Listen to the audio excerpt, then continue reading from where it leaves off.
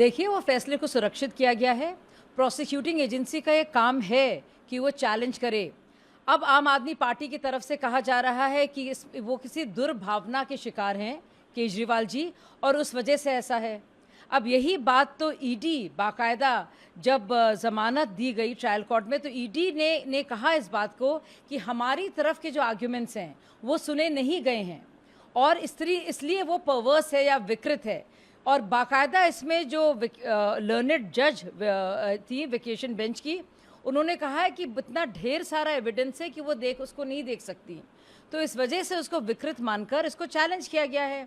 अब अगर ज़मानत मिल रही होती है तो उसको बहुत राहत की तरह से देखती है आम आदमी पार्टी और समझने लगती है कि वो पूरी तरह से बेकसूर है। अब जब ज़मानत रोकी जाती है उसी न्यायिक प्रणाली के तहत, उसी न्यायिक प्रक्रिया के तहत, तो कहते हैं भाजपा इसके लिए जिम्मेदार है।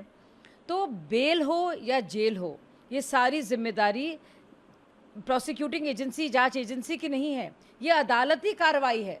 और अदालती कार्रवाई में एक तरफ तो आप धन्यवाद बोलते हैं, लेकिन वही कार्रवाई अगर आपके खिलाफ जाती है, आप भाजपा नियंत्रित कहते हैं उसी कार्रवाई को। तो ये दोहरे मापदंड आम आदमी पार्टी को छोड़ने होंगे। पहले क्या कहा जा रहा था कि अगर लोग अप्रूवर बन गए हैं, लोगों ने इतने पैसे दिए हैं इसलिए उनको बेल दी जा रही है, तो क्या केजरीवाल अप्रूवर बन गए थे? उनको तो बेल मिली ना। तो यानी कि उनको अपना जो भरोसा है न्यायिक प्रणाली में, जैसे कि कल दिखा रहे थे, वैसे आज भी दिखाना पड़ेगा और ये बताना पड़ेगा किस तरह से हमारी जमहूरियत, हमारी लोकतंत्र काम करता है और जो हमारी न्यायिक प्रक्रिया है उसमें किसी तरह से किसी का भी पक्षपात नहीं है। अगर वो अपने को बेकसूर बार बार कह रहे हैं और कह रहे हैं ऐसा कुछ हुआ ही नहीं, तो आप बताइए मनीष सिसोदिया जेल में क्यों है? विजय नायर का क्या इन्वॉल्वमेंट था? के कविता जेल में क्यों है? क्या काम था दिनेश अरोरा और अमित अरोरा का? क्यों औरोबिंदो फार्मा इसमें इन्वॉल्व थी? क्यों साउथ की पूरी लॉबी लाई गई? क्यों पूरी की पूरी पॉलिसी बदली गई? ये तो अपने आप में सवाल है ही ना। और कितनी बार मनीष सिसोदिया ने इसकी बात की है और बेल की गुहार लगाई है, लेकिन सारे कोर्ट से मना किया है। यानी कि घोटाला तो हुआ है ना। अब ये कह रहे हैं कि प्रोसिक्यूटिंग एजेंसी को जल्दी क्या है?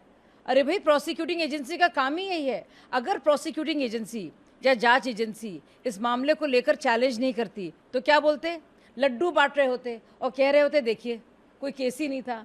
अब केस को सपोर्ट करने के लिए कि क्या वजह रही, क्योंकि केजरीवाल जी जेल में गए हैं और क्यों ज़रूरी है उनका जुडिशल कस्टडी में या न्यायिक हिरासत में होना, तो अगर वो प्रमाण दिए जा रहे हैं तो अब कहा जा रहा है कि क्यों जल्दबाजी है। तो मतलब हर तरह से आपको किसी ना किसी तरह का नाटक करना है और इस तरह के ऊल जलूल सवाल उठाने हैं।